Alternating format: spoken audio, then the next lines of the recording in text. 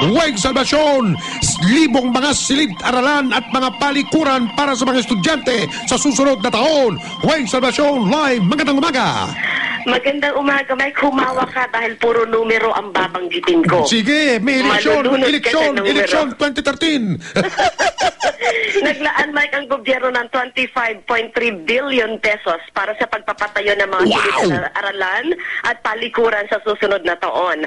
Ayon kay House Committee on Higher and Technical Education Chairman Juan Edgardo Angara, itutustos ito sa konstruksyon ng 31,789 classrooms at halos 100,000 toilet sa mga paaralan.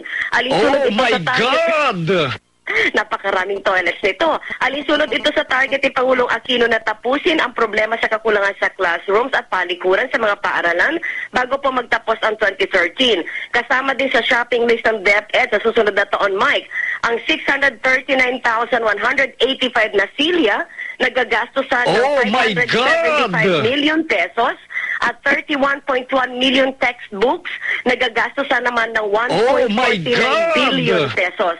Ayon pa kay Angara, may hiwalay ding pondo ang DepEd na 1.7 billion para sa schooling ng 1.39 million at kinder pupils sa susunod na taon. Oh my God! Sana yung hindi ito wishlist lang, talagang ma-shopping ng DepEd.